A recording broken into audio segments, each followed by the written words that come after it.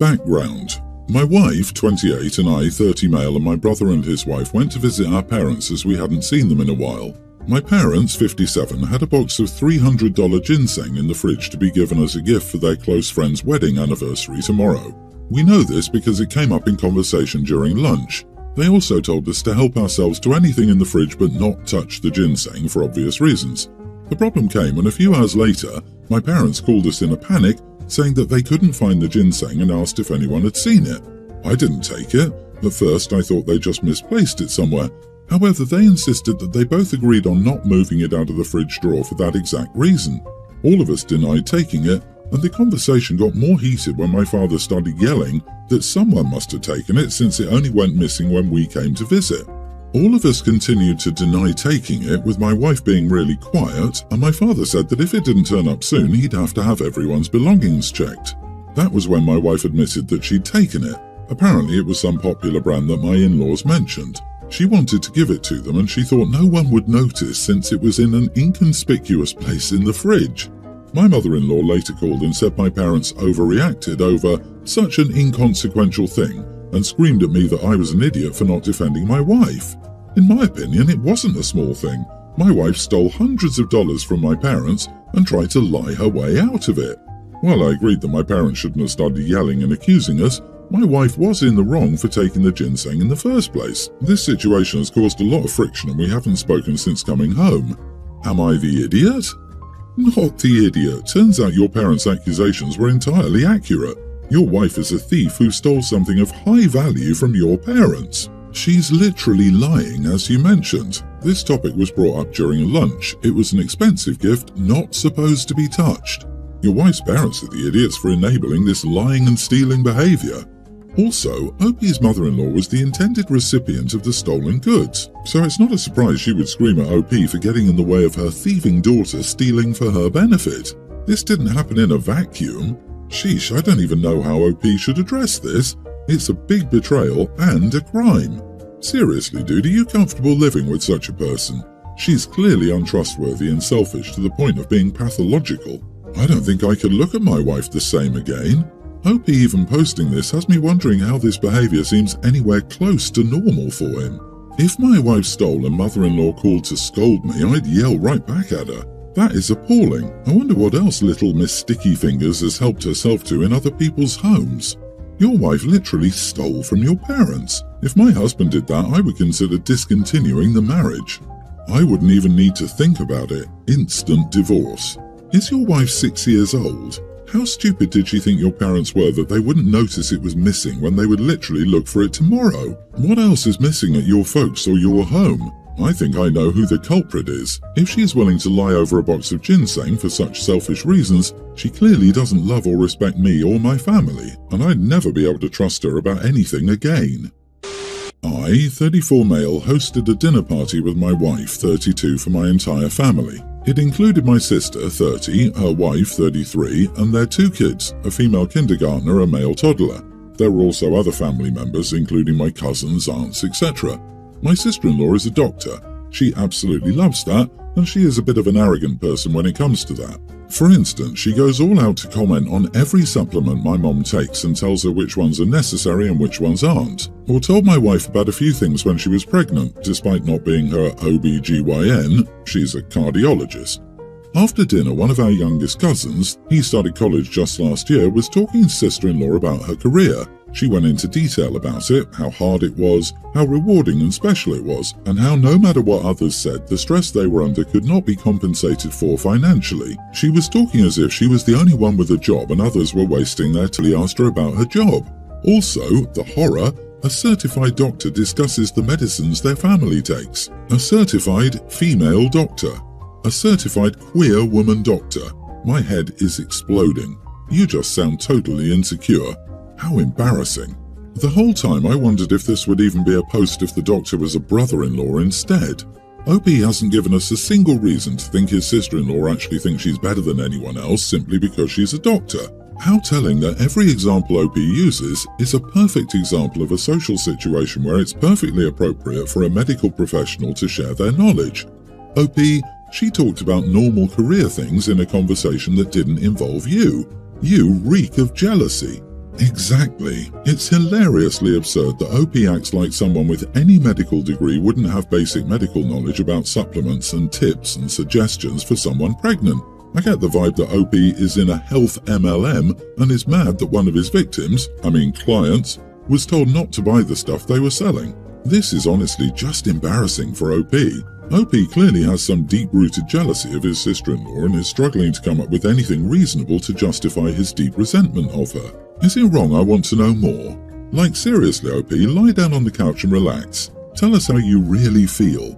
Are you for real, OP? A relative is asking a relative about career advice so they can make a more informed decision, and that upsets you? Or does it upset you because you're not the one being sought out for advice here? Your young cousin has an important decision to make regarding choosing a degree path and future career trajectories, and it upsets you that your sister-in-law is giving more than grunts and one-word answers. That's ridiculous. I disagree. As a doctor, I can totally see the sister-in-law being annoyed as heck. Some doctors just have to use every waking moment to humble brag or brag, so everyone's the idiot here. It's annoying. Doctors can be smug and know-it-all, and I wouldn't trust a cardiologist making opinions about matters about OB. Good doctors know their lanes and are honest about it, but this wasn't the place to call her out. I, male 45, and my daughter, teen, live with my parents. Basically, my daughter and I are going through a tough time right now. My wife, her mom, passed away 2 months ago. Our lease for our apartment recently ended, so I figured we could take some time to find a new place. My daughter has a pink bunny stuffed animal her mom and I got when we found out she was a girl. She's always had some attachment to this stuffed animal to the point she needs it to sleep. Since her mom passed, though, she's extra emotional and needs it slightly more, which is completely understandable. It brings her comfort. Well, when I was at work, my daughter was home, and my mom asked her to take out the trash multiple times. Well, my daughter didn't listen, and my mom was about to take her phone away when my daughter said she didn't care. Well, my mom noticed her attachment to her stuffed bunny recently and decided to take that away with her phone. Well, it led to my daughter having a panic attack. She was very upset and anxious when I came home. I tried asking her what was wrong, but she wouldn't talk to me. Finally, when I asked my mom, she told me. I told her to give me the stuffed animal. I gave it to my daughter, and after a little bit she calmed down enough and fell asleep. Now, usually I would trust my mom to punish my daughter when I'm not there. What she did wasn't right, but my mom's punishment wasn't right either. I told her this, but she got mad, saying my daughter is a teen and shouldn't have that type of attachment to the stuffed animal. And I'm just setting her up for failure. I can't stop thinking about that, so am I the idiot? Also, my daughter and I both are in therapy now. So far, my daughter likes her therapist. Not the idiot. I'm 61. I have a little lamb my favourite aunt gave to me when I was 5. She's gone, it's still here. It's such an important reminder of someone who truly loved me. It's the only thing I have left from my childhood. It has soaked up my tears many times as a child and as an adult, almost like it was her shoulder. Your mother needs to learn the difference between removing a luxury and taking away a treasure of the heart. Hug your kid for us, okay? That sums it up perfectly. Her mom died 2 years ago. The daughter is not extra emotional, she's grieving. Her whole life collapsed and your mother treated it as if it was nothing. So that bunny is not just a bunny, but for your daughter it represents her last link to her mother. The change in both your lives is massive, and your mother didn't help here. My folks would have called this sticking your finger in someone's wound. It's cruel, nothing less. I might say your mother could use a cardiologist to check if she actually has a heart. What your mom did was awful. You need to protect your daughter by getting her out of that space and into a place where she feels safe. I'm sorry for your loss. I'm also sorry to inform you that you don't have the time to find a new place that you thought you did. Your daughter needs to feel safe in her own space so she can cope better now more than ever. Hurry up and move. I'm an esthetician. Some of the services I provide are waxing and facials. The pictures on my website and in my waiting room desperately need to be updated. So I asked my niece, 19, if I could get pictures of her in exchange for a few free waxes and facials. My niece is a beautiful girl with nearly perfect skin and thick dark eyebrows. She's also part Middle Eastern and has a lot of those features, which is important to me since most of my clients are Middle Eastern women. My daughter, nearly adult, heard about me using my niece's pictures and asked why I didn't ask her. I tried to be vague and say niece's skin colour and features match what I was looking for and fit my clients better, but she kept pressing and refused to take the answers I gave her. I finally snapped and told her that I won't be using her, she doesn't take care of her skin, and it shows that because drawn-on eyebrows will not help me at all. She started crying, thought I called her ugly, and said I favoured my niece over her. She refused to talk to me, and she got my parents on her side. They think I should have done both the girls or neither because it's unfair, but this is business and not everything is fair. Am I the idiot for calling my niece prettier than my daughter? Make it clear on your website that it's only worth booking your services if your skin is already nearly perfect. Of course you're the idiot. Your daughter isn't stupid, so she wasn't accepting your initial answers. Then you snapped at her and confirmed her worst fears. Congratulations. This might be the first time I've witnessed the birth of a young woman's insecurities at the hands of her toxic mom. Agreed. Also, notice how OP gushed over her niece on how she looked. Very telling indeed. Judging by OP's attitude towards her daughter, I'm sure this wasn't the first time she said something horrible to her. This typical mom is disappointed in her daughter's appearance. My sister was the skinny, pretty kid and I was the chubby personality kid. I haven't talked to my mom much since I was 15. She gave me body and food issues up the wazoo. She's the worst, much like this idiot mom.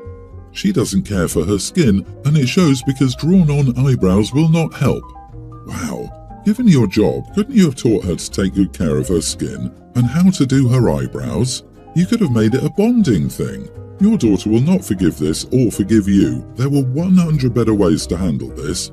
Exactly, you had so many other options, like you didn't want to exploit your own daughter, she's under 18, you needed, as you said, a more Middle Eastern skin tone, or even, God forbid, you could have acted like the actual adult and just said, that's my final decision and I'm not changing it.